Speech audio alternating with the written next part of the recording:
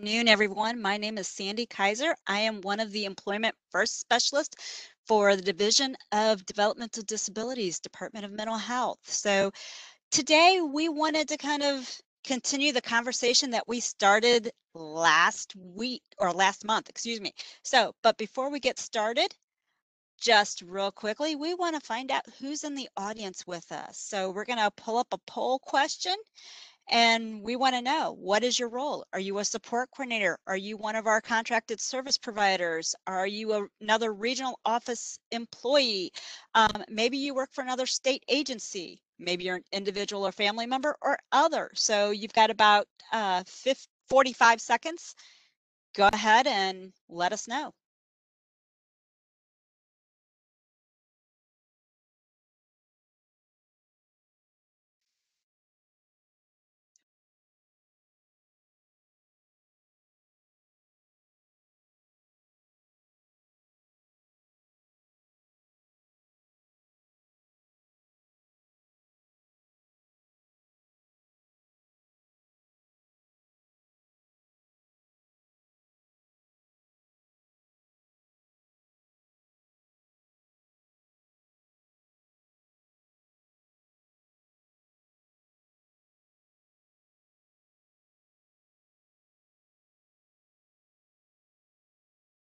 All right, so time's up. Now let's see what our results are.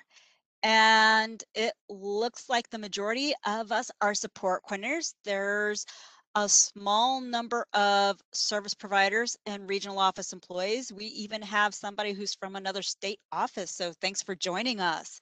And there's a couple who said that they're other, so please take a moment to put in the chat box what other means. Um, and with that, we'll kind of get on. So like I said, this month we wanted to continue our conversation from last month. So for those of you that joined us last month, we had Chad Egan from Mo Rides talking about how Mo Rides can be a resource for finding out who are those transportation providers in my area. Who might I be able to use? And then we had Lisa Womack from Ride KC, or the Kansas City Area Transportation Authority. And she was talking to us about what public transportation is, what it isn't, how paratransit fits in with that public transportation. She also talked to us a little bit about how to set up those accommodations and what kind of accommodations could we set up. So today, though, I brought in David Hoff from UMass Boston's Institute for Community Inclusion to talk with us about how we can help assist individuals in kind of filling out, how am I going to get to and from where I need to go? How do I take advantage of that public transportation? Or how do I utilize those other transportation resources that we've got? So David's going to kind of help us navigate how we can assist others for getting where they need to go when they need to go there. So David, you want to give a brief introduction to yourself? Sure. So good afternoon, everybody. I'm David Hoff, as Sandy said. I'm with the Institute for Community Inclusion at the University of Massachusetts, Boston. I am the project coordinator for Employment First Missouri. Some of you might be familiar with Jesse Canoy and Nick Holtz, who work for us and work on that project there on the ground. I supervise from afar because I'm up in the Boston area. Had a long-term relationship working with the Division of Developmental Disabilities in Missouri over the last decade. So we've done a lot of work with them in terms of helping to advance employment. And I get on the ground there in Missouri, well, typically a couple times a year, but it's been about a year and a half since I was last there. So hopefully again soon. So what I bring to this topic is hopefully some knowledge and ideas, but I'm currently working on a national project with the Community Transportation Association of America on more inclusive transportation planning. So I will talk a little bit about that project. But I think one of the goals of that project is to get more people with disabilities at the table in terms of transportation decisions. And I've also done work here in Massachusetts and working just generally on these issues about how do we approach transportation and address the issue of transportation, particularly in terms of employment. So that's a little bit about me. And I've also done direct service work. So I've actually done travel instruction with people, travel training, and all that kind of fun stuff. So that's it. Um, so you have a few handouts that are part of today's presentation. I should also add, as I get started, if there's any issues with my sound or if I'm going too fast, let me know, please. But there's three publications or handouts. One is a publication put out by what's called our State Employment Leadership Network that was put out several years ago. Missouri is a member of that network, and excuse me, and that's called Getting to Work Addressing the Transportation Challenge. So it talks a lot about what we're going to talk about today. A lot of practical ideas about how to address transportation needs on a individual and a systems level.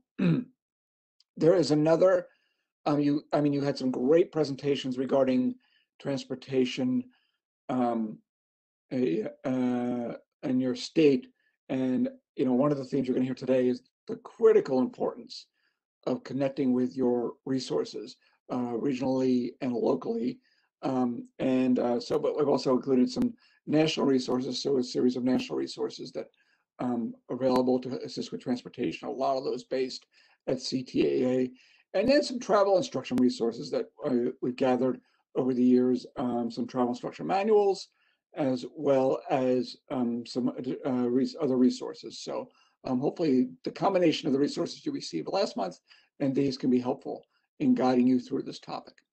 So I guess we're going to launch a poll now, Sandy, on what, taking a close look at barriers to transportation. What are the barriers that you see? And select all that apply, lack of public transportation, limited services, lack of transportation providers, safety concerns, or other. So give you a few seconds to answer that.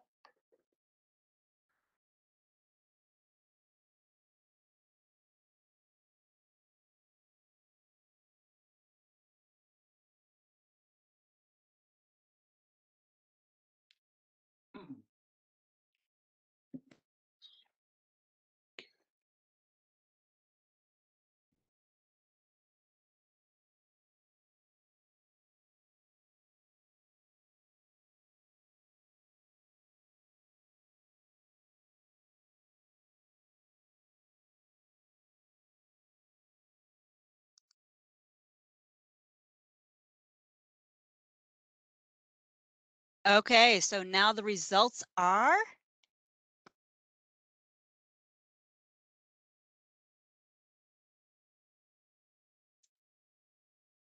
I'm not quite seeing the results yet.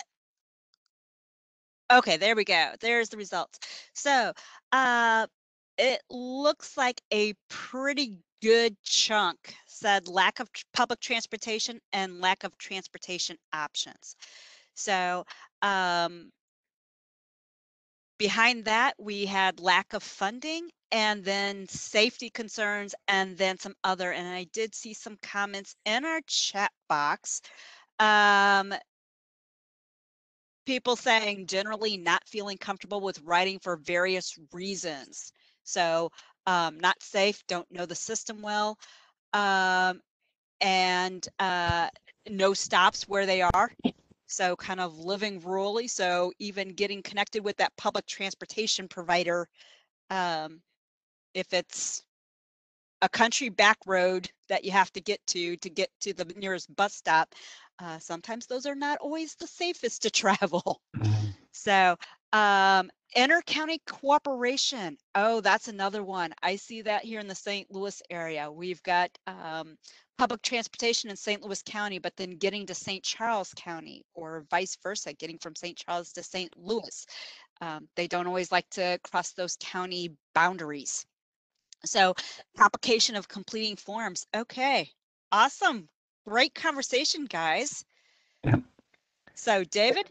Okay, yeah, and I think that, Take it away. and I think that, obviously, those answers are fairly typical about lack of providers and lack of options, and I'd like to tell you here, I'm here with your magic solution on transportation, but the reality is there's no magic solution. I think people are always looking for that global answer.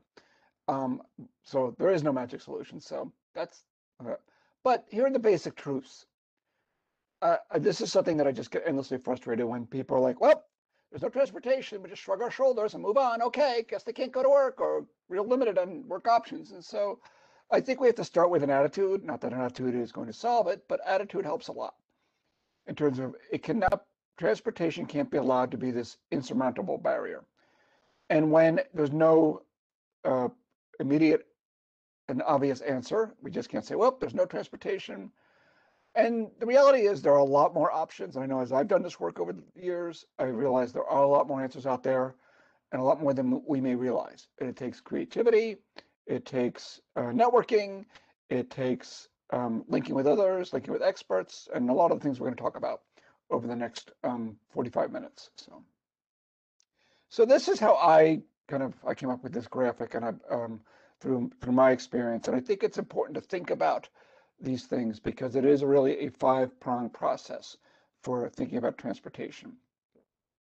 One is, I think, is changing the transportation mindset. And what I mean by that is, I think among case managers, service providers, it's important, but also among families and individuals. And we're going to talk more about that. But this mindset of, well, we need door-to-door service and the van needs us to take us everywhere.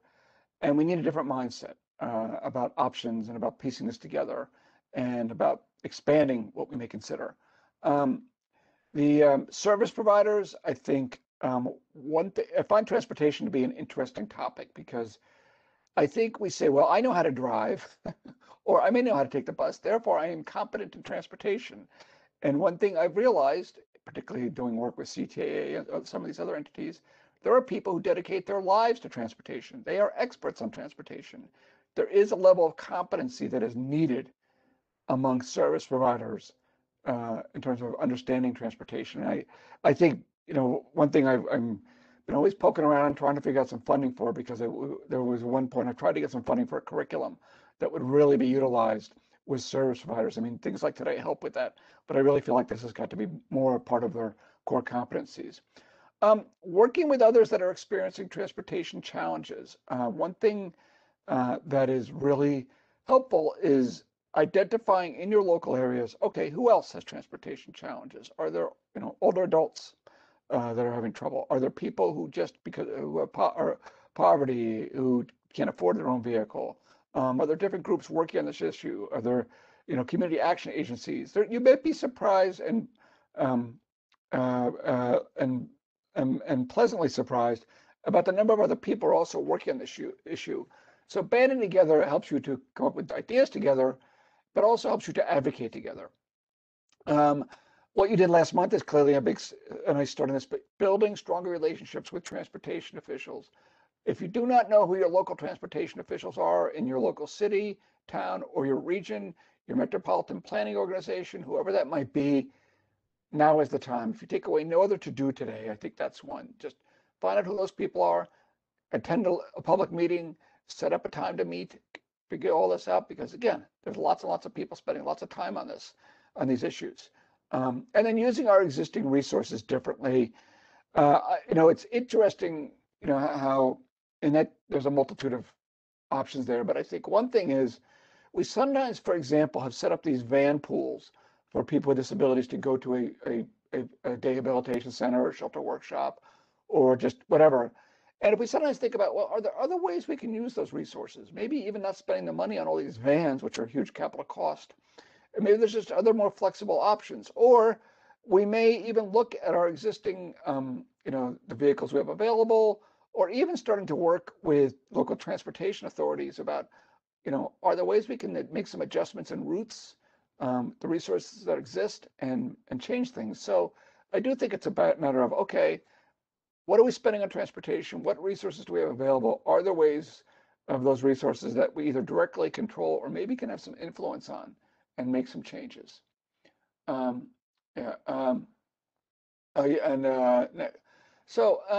I think that, when we change our mindset, it's getting past the van. It's more than just the van.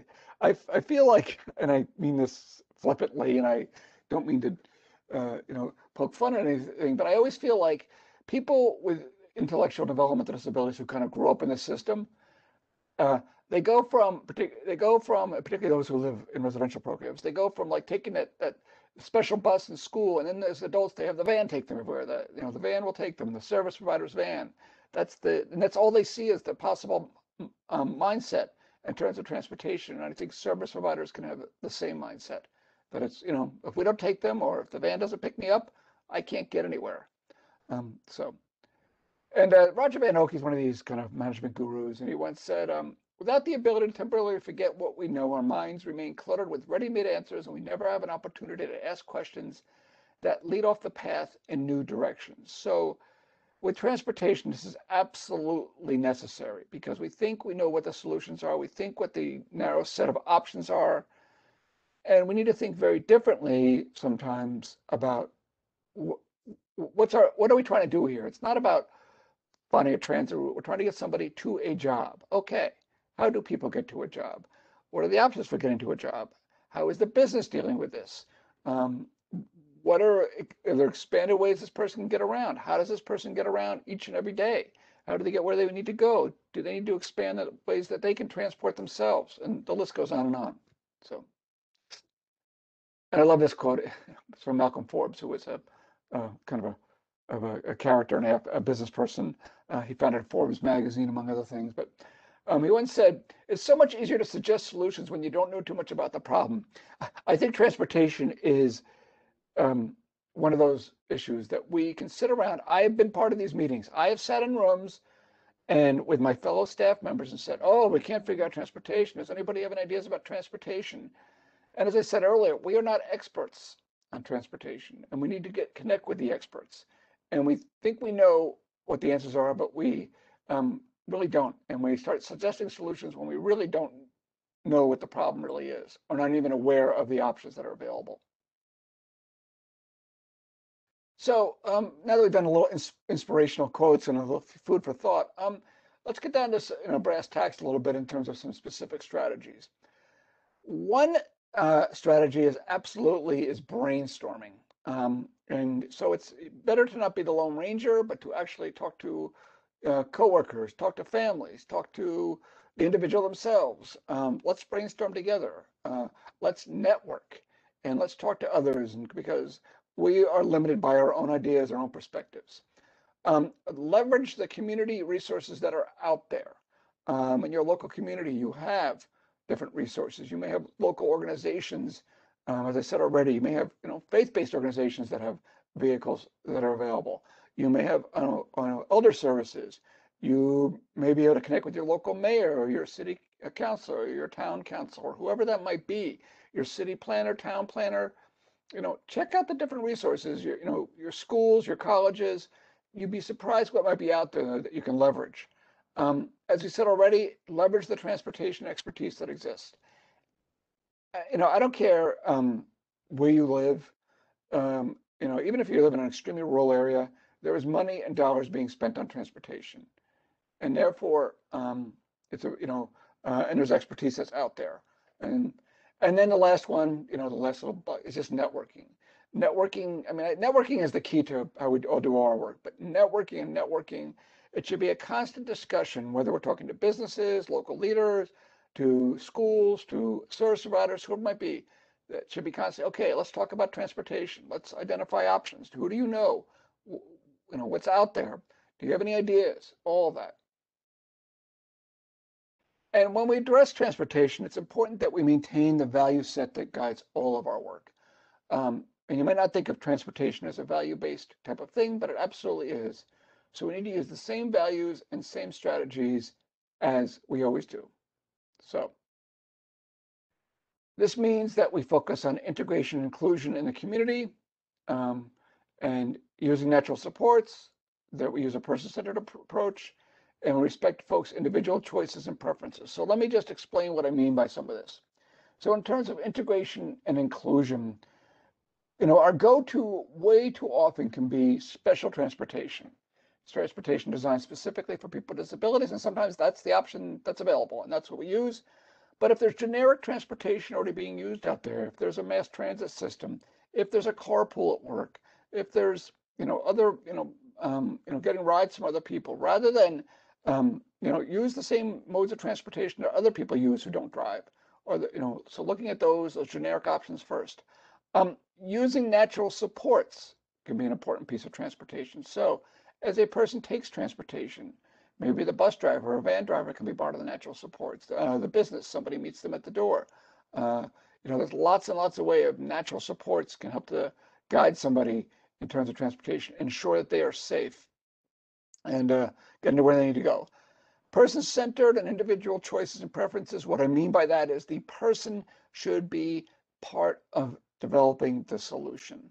I have been guilty of this where I'm like trying to find transportation options and I'm not even engaging the person at all in the process.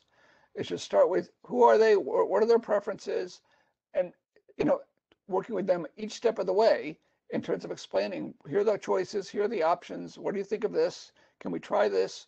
And they should be integral to every decision that's being made about transportation. We need to avoid being the experts that's going to figure them out for them. They need to be involved every step of the way. In terms of case managers and service providers, it's important to have a full understanding of the transportation options that are out there, both formal and informal, as I would call them, like transportation systems, and then kind of the more ad hoc, volunteer drivers and carpools and all that kind of stuff. It's important that we facilitate individualized, self-determined approach to transportation, so the stuff I just talked about, with a focus on maximizing independence and making efficient and effective use of resources. It does amaze me sometimes how much we're spending on transportation, how much it costs to transport people. So can we take the resources we have and use them better? And the maximizing independence is obviously should be a big piece of this. We're going to talk a little bit about sort of changing that mindset and making sure, and the fact that transportation is such a key to having a full and rich life. And then also, your role is also, as we said, to link with the local transportation officials and other groups experiencing transportation challenges. So the things we've talked about. And I realize that everybody's busy, everybody's got a lot going on, but again, finding the time to do these things is really important if we're going to address these issues. So David, I'm going to stop you real quick Sure. because if you guys remember from last month, Chad Egan briefly mentioned about regional planning commissions. And I think he mentioned that the Boonslick Regional Planning Commission was coming up on having to update their report. So when you mention linking with local transportation officials and other groups experiencing transportation options, this can also be an option to get involved in those regional planning commissions and helping individuals be a voice for what they need to see out of their local transportation options. I also think it's a good opportunity to bring individuals themselves to those meetings.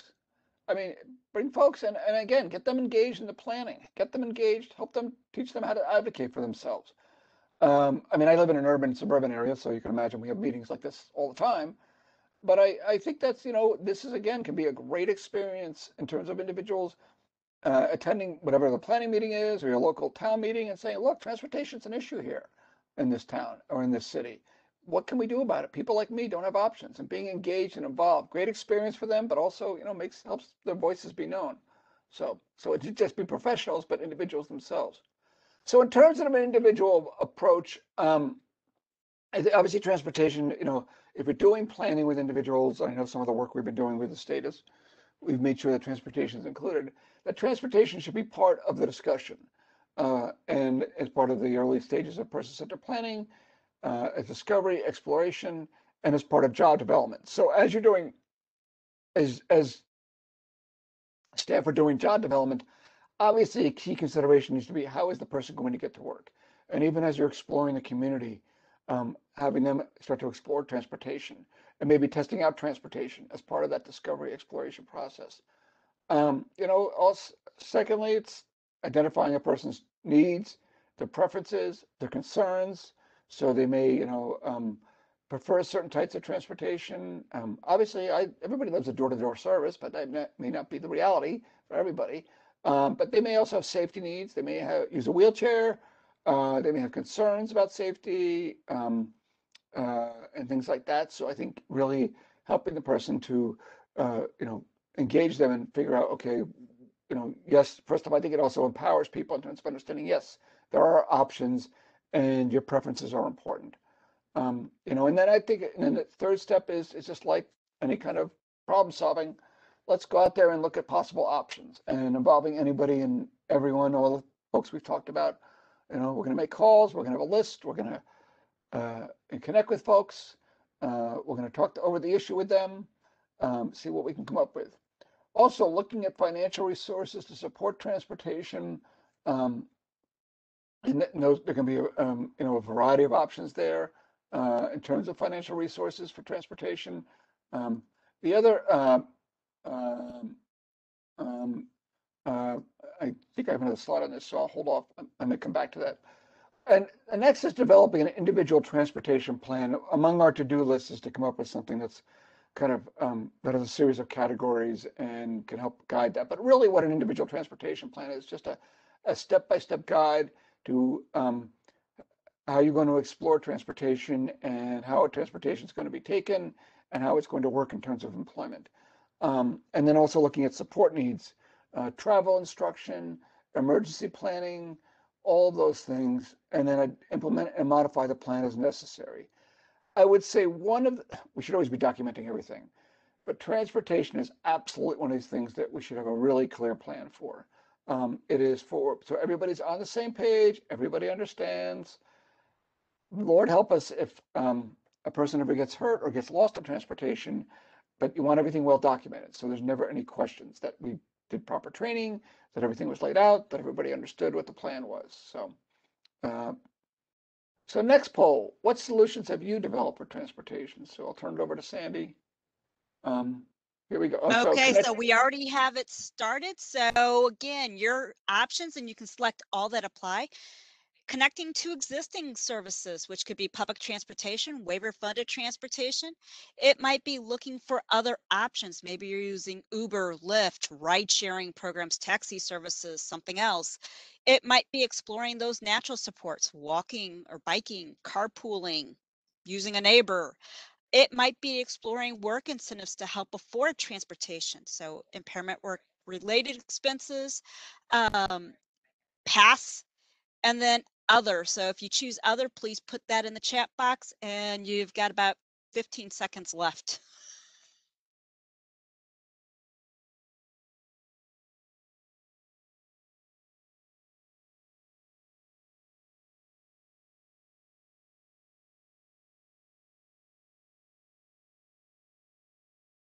And it looks like the poll has now ended, and the responses are. So majority of people have connected to existing services, whether it's public transportation or waiver funded. The next most popular one is exploring those natural supports. So somebody being able to walk or bike to work, using carpooling, using a neighbor, family member. And then close behind that is looking for other options like using Uber, Lyft, ride sharing, taxis, that kind of thing.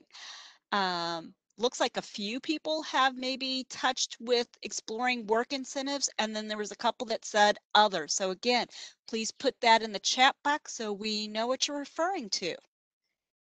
And moving on, David, take it from here. So a few ideas. There we go. A few ideas that again, these are kind of obvious, but I just wanted, and some we've already touched on.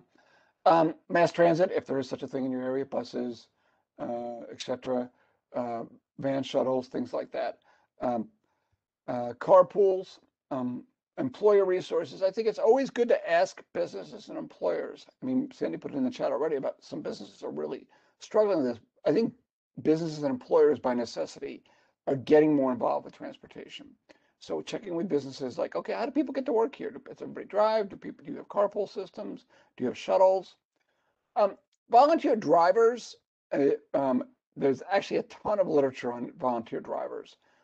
Again, I'm not here to do training on it, but we have found that volunteer driver systems can work in some areas, more so than you realize. And sometimes you can find volunteer drivers who will drive people a long way.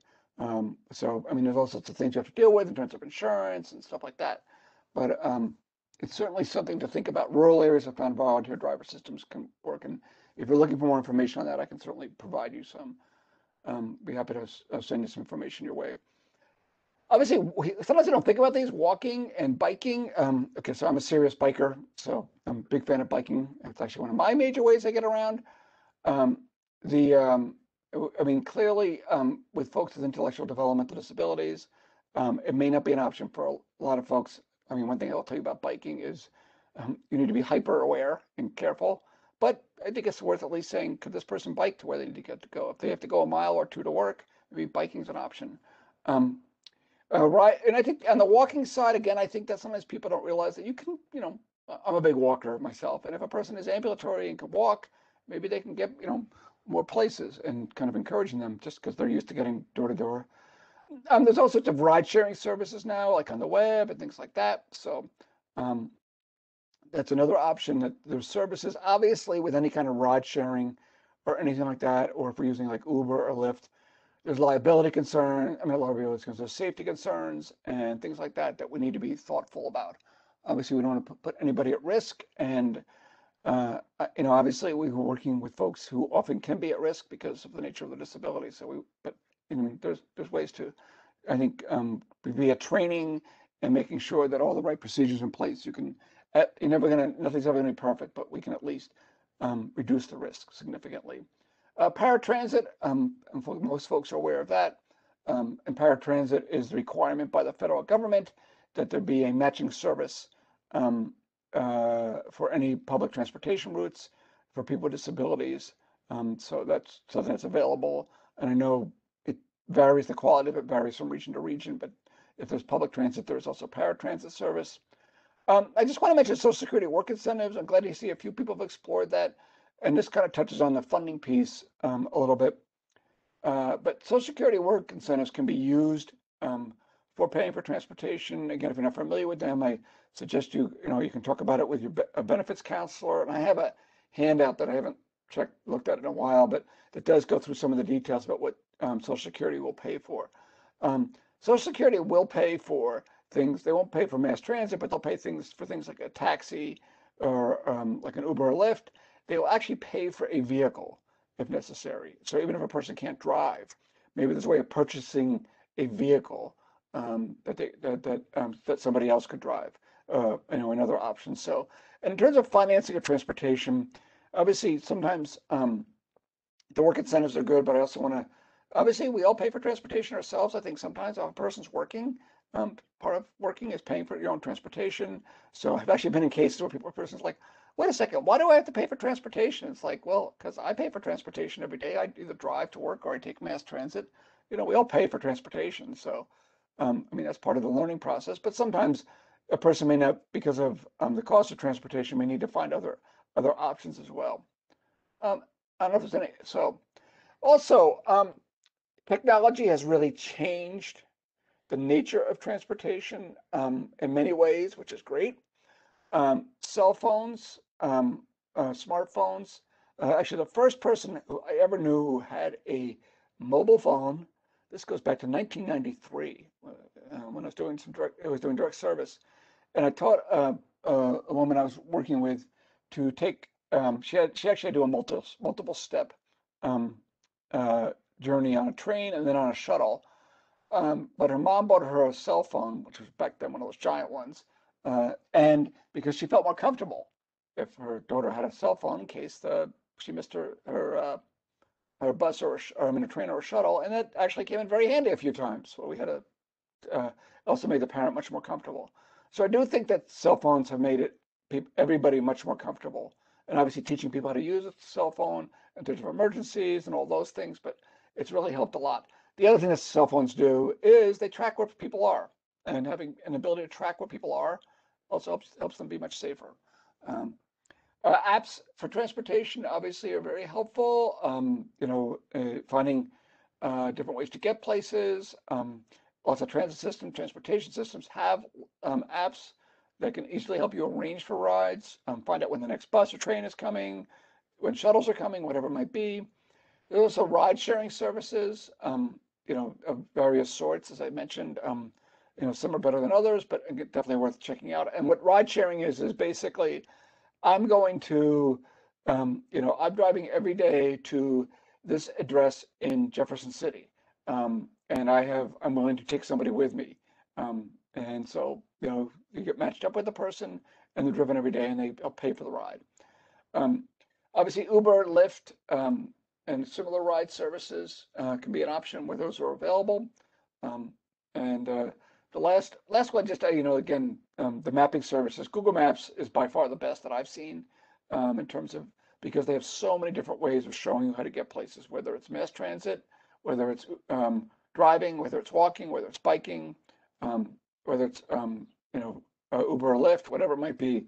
So transport, I think technology, particularly the use of smartphones, has just really been a game changer.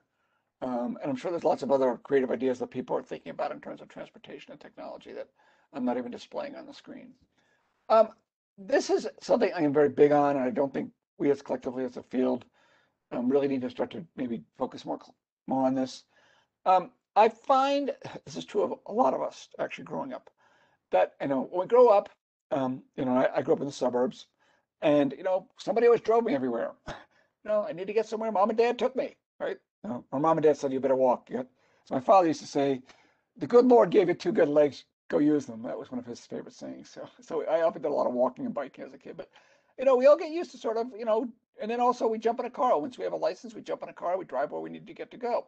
Well, if you are not capable of driving and don't have your own vehicle, you need to, if you want to be independent and you want to have a full, rich life, from an early age, you need to start to think about transportation and what those options need to be. I have a very good friend of mine, Laura, who has cerebral palsy. She can't drive.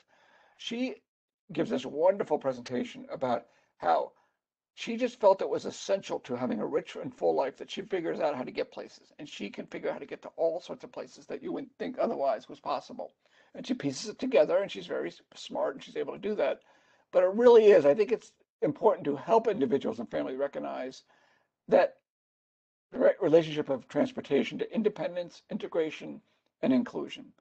You're going to be pretty limited in what you can do if you can't get to places. And that people need to have the tools available, and then to use a range of transportation options. So it's understanding, okay, here's the transportation options that I'm able to access. Here's what's available to me.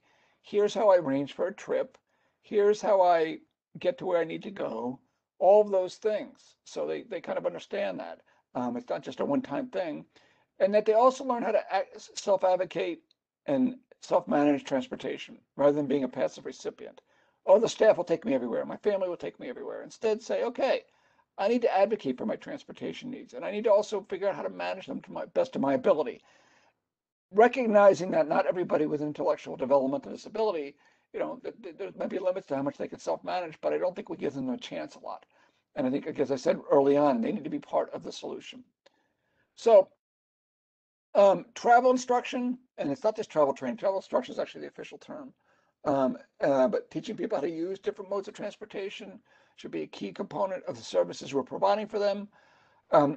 Providing safety training. I talked to one provider service provider. One of the things they used to do with individuals, or they still do with individuals, is they played a thing called Let's Get Lost. They drove someplace, right? Staff and like 3 people drove someplace, and they said, okay, dropped them off and said, okay, and the staff stayed with them.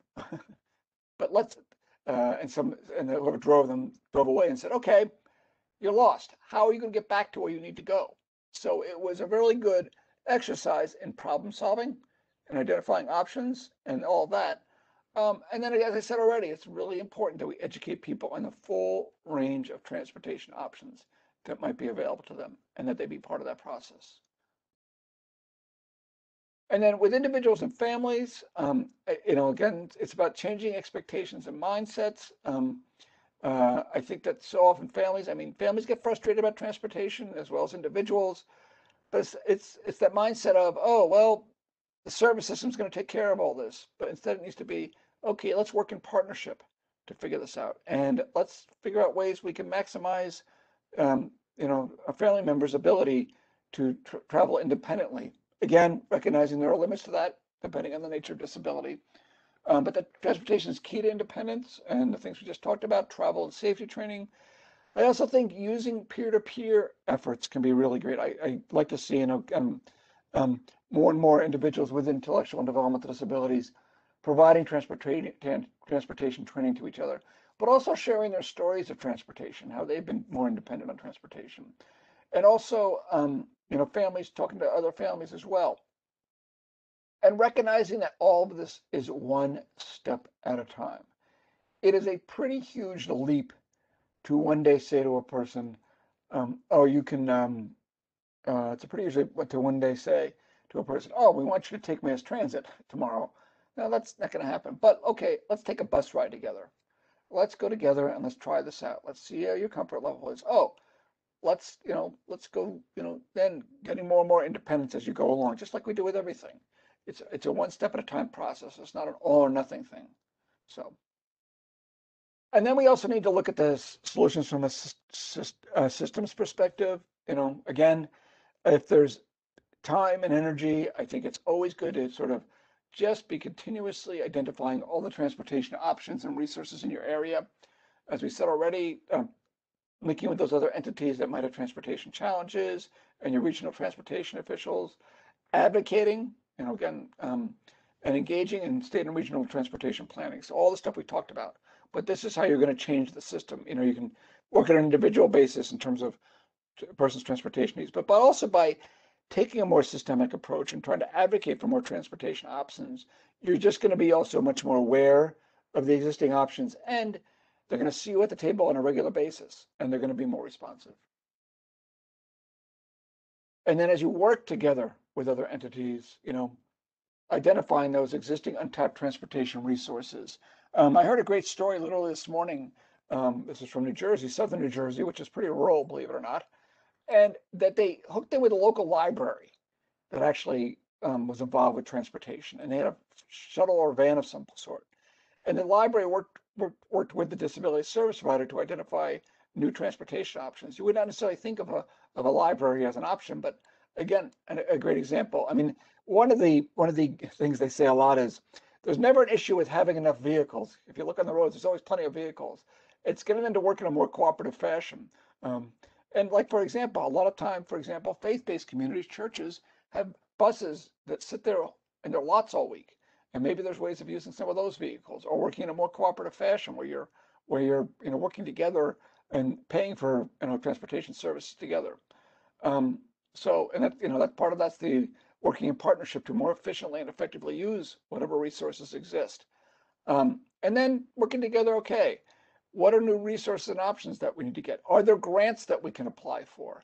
Is there funding we can apply for together? Can we, look for new options? Because there is funding that's out there. I mean, the federal and state governments spend a ton of money on transportation, local governments as well. And oftentimes there's grants and other things that are available. There was a system, I'll just share a real quick story, in Western Massachusetts that existed for several years, and they finally ran out of funding, unfortunately, where a cooperative of nonprofit agencies bought some vehicles together. And so, because the capital cost of vehicles was, they felt like they couldn't afford them on their own. And they had a whole sign-up system for that. And then they had also some shuttle routes that they ran together at times as well. So there was some kind of small routes that they ran during the day, but they also had vans that anybody could, sign up for at any time. And it worked really well. Everybody threw in some money, and they had some United Way funding and things like that. And they had training and deal with insurance and all that kind of fun stuff. But it really worked well in a rural area that didn't otherwise have options. So I think sometimes, it's a matter of getting together and seeing what can we come up with. Next slide. So the resources that are on your, this is on your resource sheet. Is there a few that are good to tap into? As I mentioned already, the Community Transportation Association of America. This is an entity that's, has a ton of projects on transportation of all sorts. And all sorts of areas. I talked already about the project I work on with them on inclusive planning. But also, if you go through their website, you will find so much great information about transportation options in rural areas and for people who are underserved in terms of transportation. Another great resource is the National Aging and Disability Transportation Center, and then also the Association of Travel Instruction, which is a national association that looks at how people are trained on transportation. So again, become familiar with all those resources because you might find there's a lot more out there than you really realized, and that these are people devoting full time to transportation. So as you think about your role with transportation, and how involved you want to be and how involved you need to be, um, you may have limited commitment in time, or you may have a large commitment of time. So if you have a limited time, at least helping somebody find transportation for individual needs. But if you have a little more time, you might be able to sort of help organize, what's available already. Can we do a resource listing? Can we, figure out what's out there and make that available? And then maybe getting more involved, coordinating transportation, what's out there already that exists. Maybe we can talk to the senior center, and maybe we can sit down with, our local workforce board and talk to them about options. Let's see if we can figure out ways to coordinate better. And then obviously, and I already gave you the example that went out in Western Mass, but maybe you need to create and expand, apply for money, apply for grants, bring new vehicles into your region, work with others on that. And your level of involvement is also going to depend on the existing transportation resources that are available. I mean, I live in an area which has plenty of options. I mean, never enough. Nobody ever says they have enough transportation. But it's in suburban Boston where I live, obviously, it's more of finding out what's out there and trying to figure out how to tap into it versus being out in a rural area where you may have to create something. And again, but part of it's how much, I mean, we all have lots of things to do.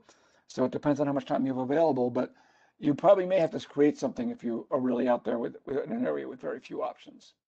And David, we had somebody put in the chat box that there are annual community challenge grants available through the National Center for Mobility Management. So just like David's talking about, what's your level of involvement? Do you need to make better use of existing options? Do you need to create and expand it? So here's a way to tap into some grants if you didn't already know about it. Yeah, and I noticed that Kerry also volunteered. Their SB 40 board gave a grant to OETS Transportation to get dedicated van to help people to get to and from work. Again, another great example. So, I mean, from the Matrix, any of you who have seen the Matrix, they said the answer is out there and it's looking for you and it will find you if you want it to. And that's sort of the attitude we have to have about transportation. That answer's out there and it will find you if you want it to. So that's kind of my wrap. There are questions, comments. I know I threw a lot at you. I hope some of this is helpful. I would say if your walkaways from this, at least go out there and look at those national resources. Figure out who your transportation officials are in your local area. Connect with them. Share this information with the service providers you're supporting. Start to talk to individuals and families about, can we, build a little more, a greater level of comfort level with new transportation options, and how can we start to train on those things? So, but that's pretty much it for me. And I know David covered a great deal of information, but I would like to hear what's one thing that you would like to follow up on, maybe do more or learn more about. So I'm going to wait until I see something in the chat box here. So we've got a question. Any knowledge of travel instruction programs or curriculum? Okay, if you look on the travel instruction, okay, so I don't know Missouri specifically, and I apologize. Mo Rise might have an idea of that. But if you look on that travel instruction handout, there are two examples there of curriculums. One from TriMet out in Oregon and one from Gallaudet University, which you can probably use and adopt. Another thing I've learned over the years is travel instruction is actually its own. That's one thing I've actually learned. It's your own. It's its own discipline. So I think, but obviously we can do a lot of it on our own. We don't necessarily need to be a certified travel instructor.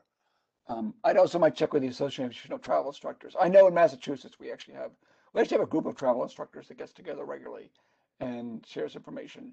But a lot of transportation authorities provide travel instruction. One reason they provide it is they have found it is cost effective because it gets people off paratransit if they can.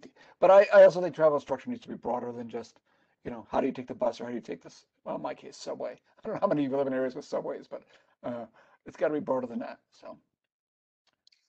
The other thing too is you may want to check with your public transportation provider. Yeah.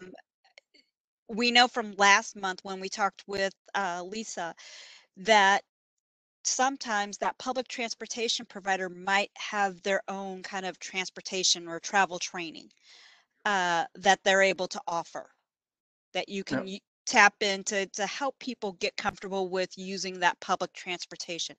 We did have a comment in the chat box, somebody saying they need help figuring out how families can get reimbursed from transportation funds to get to work. And I guess specifically reimbursement voucher coming from Social Security. Okay. So A couple of things. I don't know if Social Security would be giving a reimbursement voucher. I think so. If you use an ERWI, which is a work incentive, and it, oh God, this okay. ERWIs work for people on SSDI. I have to remember this. It reduces your income essentially. So, and So I'm supposed to be David, on SSI. SSI. I don't want to get into technicalities of this, or I'm going to get myself in trouble. I would can kind of suggest, answer this one. So yeah. if somebody's getting SSDI, it allows somebody to earn more than that substantial gainful activity if they've got transportation as an impairment related work expense. So it allows them to earn a little bit more, knowing that they're paying for their transportation to get to and from work. If somebody has supplemental security income, like you said, it reduces their countable income. So the amount that their SSI is getting reduced by their work income is actually a little bit less to account for how much they're having to spend on transportation. So it's not that Social Security is going to pay for it. It's just, it kind of allows that person to earn a little bit more if they're still getting Social Security benefits. Yeah. So I actually have a handout which I have not updated. That's one of the, but I can take a look at it and see if I can send it out, Sandy. I'll make a note to see if I can update it, and you can send it out. That talks specifically about Social Security and transportation. Basically, so you were asking, so a few options here. Let's see. Because basically, like an ERWI can be used for the cost of a driver, a taxi cabs for mileage. It even can be used for modifying a vehicle. A pass plan can be used to for a vehicle, and passes are plans for achieving self-support. ERWIs, there are no forms for pass. There are forms. I would suggest talking to a benefits counselor, and I'm sure Sandy, you can get them in touch with somebody. One of the benefits counselors, or one of the ambassadors, or whoever might be available, to talk more about the details of that, about how this might work. So, So we also had a question about drivers needing to be DOT certified no matter how many individuals you are transporting. Okay. So I don't know what the state of Missouri's requirements are. I think it depends on the nature of the relationship that is occurring within a situation.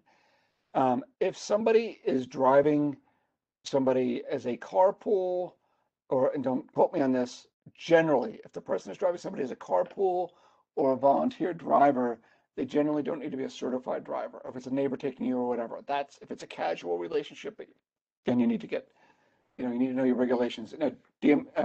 They don't know to be, DMH may have specific requirements, and again, I'm not as aware of those. Once you get into the business of somebody transporting for hire, then you get into details about whether someone needs to be certified. But I think that's a little, I think it's always important. Don't ever assume anything. I would strongly suggest talking to a DOT or whoever might be, just to make sure. But I also think there can sometimes be rumors about that stuff that is not necessarily true. But I think it's also an important point to realize is you want to make sure that anybody who is being transported, that there's all the proper insurance and certifications and all that in place. The last thing any of us ever want to see is somebody getting into an accident and like, oh my gosh, why was this person in this person's vehicle? So all those kind of fun things. So again, we want to do a huge thank you to David Huff for coming and speaking with us. And of course, here is his contact information. Yeah. So his email is david.hoff, Hoff, @umb.edu. He also has provided his phone number and of course the website to our Employment First Missouri program. So you can learn more about how David, Jesse, and Nick are helping to provide supports to our service providers. So of course, this slide, along with all the other slides, will be available on our website later this month with the recorded webinar. We will also have all the handouts that David briefly referred to at the beginning. Those will also be included in the materials available on our website. So save the dates. We are doing this every month, second Wednesday of every month from 1:30 to 2:30. We started this in January, so this is our 7th webinar that we've done. The next one will be August 11th, then September 8th, and October 13th. So also when you get off, when you go to exit, you will have a survey pop up. Please take the time to answer those questions. Those responses are very valuable to us. They let us know what we need to change to make this more what you need, because that's why we're here. So, and a lot of times that feedback, the comments that you put about the topics you want to hear, that's what we use for planning future webinars. So right now, I am the only employment first specialist in the state of Missouri. So Stephen Taylor recently retired, so it's just me. And so of course, here's my contact information. My phone number is 636-926-1229. And my email is sandy.kaiser, and that is spelled Keyser @dmh.mo.gov. And thank you so much for joining us. Hope to see you next month. Okay, thank you, everybody.